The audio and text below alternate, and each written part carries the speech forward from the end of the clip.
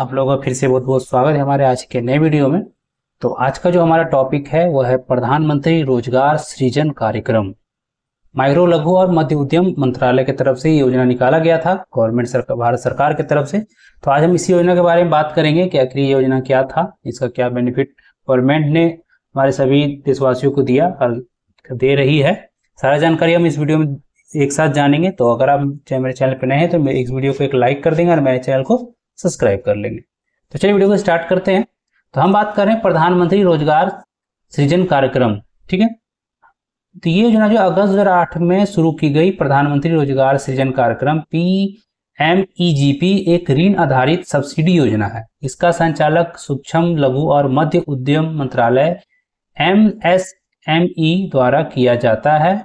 PMGP का उद्देश्य ग्रामीण और शहरी क्षेत्रों में गैर कृषि क्षेत्र में सूक्ष्म उद्यमों की स्थापना के माध्यम से रोजगार के अवसर पैदा करना है। इस योजना को 15वें वित्त आयोग के चक्र यानी 2021-22 से 25-26 तक 5 वर्षों की अवधि के लिए जारी रखने की मंजूरी दी गई है।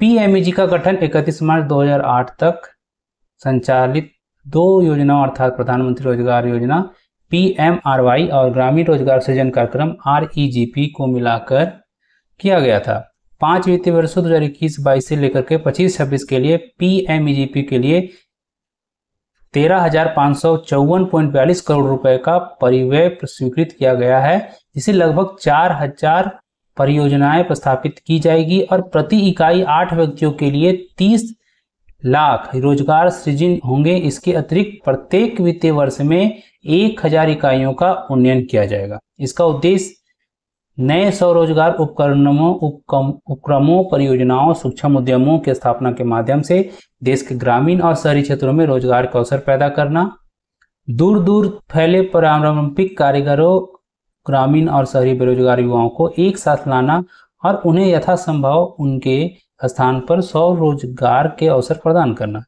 देश के पारंपरिक और भावी कारीगरों तथा ग्रामीण और शहरी बेरोजगार युवाओं के एक बड़े वर्ग को निरंतर और टिकाऊ रोजगार प्रदान करना, ताकि ग्रामीण युवाओं का शहरी क्षेत्रों की ओर पलायन रोकने में मदद मिले। ग्रामीण और कारीगरों की मंजूरी अर्जन क्षमता में वृद्धि करना तथा ग्रामीण और शहरी रोजगार की वृद्धि दर में योगदान देना।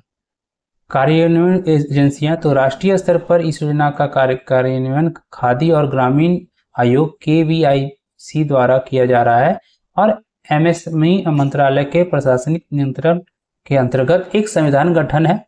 राज्य स्तर पर इस योजना का कार्यान्वयन KVIC के राज्य कार्यालय, राज्य खादी एवं ग्राम उद्योग बोर्ड, KVIB जिला उद्योग केंद्रों, DIC और कायर बोर्ड खैर संबंधित गतिविधियों के लिए और बैंकों के माध्यम से किया जाता है। सरकार इस योजना के कार्यान्वयन के लिए अन्य उपयुक्त एजेंसियों को शामिल कर सकती है। इसका फायदे की बात करें तो PMEGP योजना के अंतर्गत निधियों को 2 प्रमुख मदों में उपलब्ध होती है, मार्जिन मनी सब्सिडी और दूसरा है बैकवर्ड और फॉरवर्डिंग रिक्वेस्ट, ठीक है। PMEGP के तहत समर्थन का स्तर तो नए सूक्ष्म उद्योग इकाइयों की स्थापना के लिए और दूसरा है मौजूदा पीएम की मुद्रा इकाइयों के उन्नयन के लिए दूसरा ऋण, ठीक है। अगर हम बात करें तो विनिर्माण क्षेत्र के अंतर्गत मार्जिन मनी सब्सिडी के लिए स्वीकार्य परियोजना इकाई की अधिकतम लागत 50 लाख है। व्यवसाय सेवा क्षेत्र के अंतर्गत मार्जिन मनी सब्सिडी के लिए स्वीकार्य परियोजना इकाई की अधिकतम लागत 20 लाख है।